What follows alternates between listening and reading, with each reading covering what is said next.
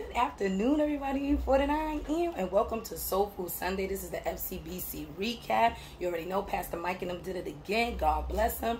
116th Street and 7th Avenue. Boom. Here we go. So this time I took notes in my Jesus Walks notebooks, and my handwriting is crazy, but I took a lot of notes. So here we go. Just to give y'all a recap.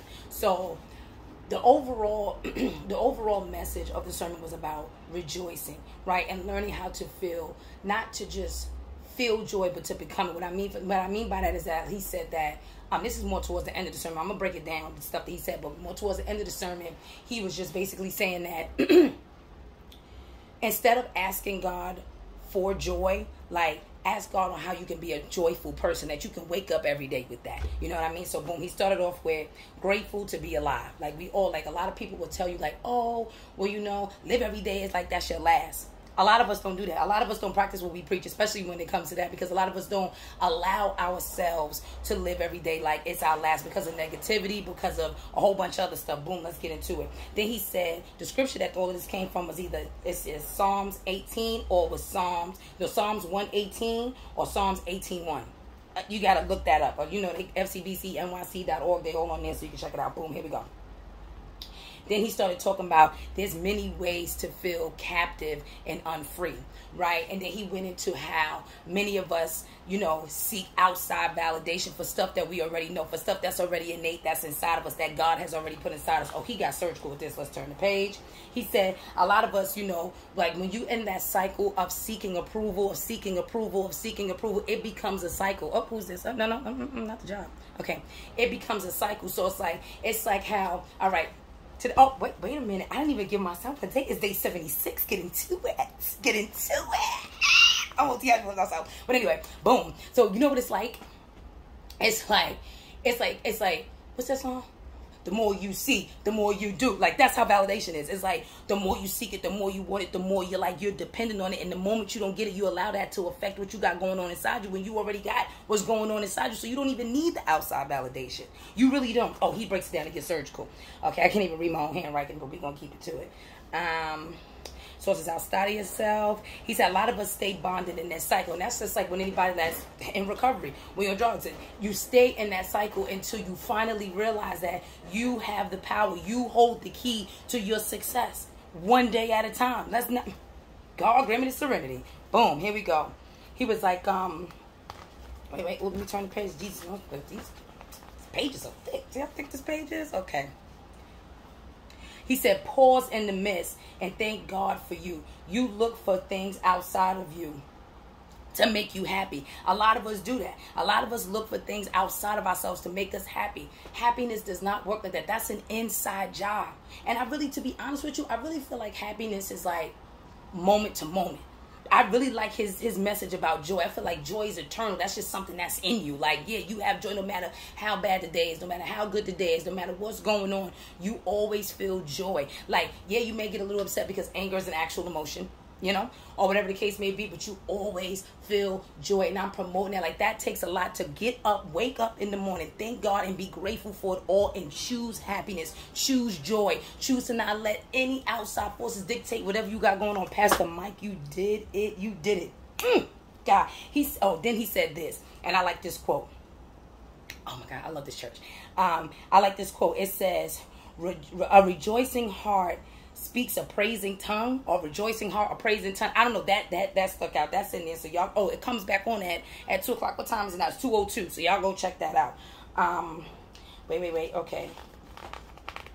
Then it says, I don't want to be a slave outside of me. Like, you don't want to be a slave to things outside of you, because a lot of us are slaves to validation. Think about it. When people don't validate you, you feel some type of way. See, a lot of people ain't going to be brutally honest about that. I'm not saying you like that now, but there was a point where you were like that. Like, you needed that outside validation. Like, I needed it. I'm not going to hold you about it. I need you to validate me. And now I'm learning daily that I can give myself that validation. I don't need you to tell me who I am. I walk in the image of God. I know who I am. He's telling me every day. I swear to you, every day I'm finding out new things about myself and learning how to love myself all over again. Like, I'm not the same person.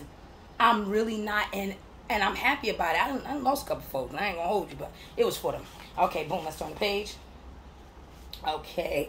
It says, okay, this is the one I like too. It says, God, I got so many. It says that daily. He said, make a daily investment in your peace. Did I write something else on this page? Oh yeah, I got more stuff. He said, make a daily investment in your peace, and also he said you must change. You have to change your perspective. And have to is a strong phrase, but I totally agree with it. If you want to rejoice, if you want to have joy in your heart, if you want to choose happiness, if you want to choose joy, you are going to have to change the way you think. He made a good analogy, and I'm going to end it on this. Pastor Mike, you did it. I'm going to throw my Jesus notebook. Bam. There we go. He said this. He said you could look at like, you could go through the same situation, right? And look at it in two different ways. Boom. He said you can be mad that the rose has thorns, or you can be happy that the thorns have roses. Oh, we're going to run it back. We're going to run it back. Pastor Mike did that. He did that. Oh, this is too much. Right? They're thinking, not on a Sunday. So he said, check this out. And it's like, this what it is. It's like, y'all, it's like same situation, different mindset, different perspective. He said, you can be upset that the rose has all these thorns, or you can rejoice at the fact that the thorns have the roses. Change your perspective and choose happiness, choose peace, choose joy. He said that that's not an easy thing to do, especially if you used to be in certain cycles of validation, if you used to be in certain cycles in your life. Hell, being in recovery. I'm telling you, being in recovery, I'm going to be honest with you, like, in the beginning, the first couple of days, I was mean as a junkyard dog. I was upset. Because I was mad. I was so angry that it's like, oh God, I feel like I'm getting emotional. Okay, calm down. I felt like, why I can't be like everybody else? You feel me? Like, why is it so hard to have one drink? Why is it so hard to not know when to stop? Why is it so hard to be like, okay, no, I'm not going to do that? Why is that so hard for me? Like, what is even that? What is that? And I learned that instead of questioning why it is, understand that that's what it is, and how do I move forward from there? Changing my perspective, changing the way I think and feel about things. You know what I'm saying? This is day 76 and 75 ending nights. I had a beautiful conversation with a beautiful person. However, it's just, you know, when I woke up this morning, I was just like, God, just please.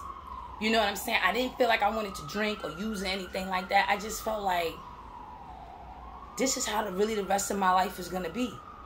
You know, and even though great things are happening, I'm getting to learn myself all over again. It's like making that conscious decision to choose the happiness, to choose the joy. Like, he made an example too, and I'm glad that he made this example, because sometimes I'll be feeling alone, and he just said that, you know, he was in a situation where he just got angry about something that happened 5 years ago. He was mad for 3 hours over something that happened 5 years ago. And that would be me.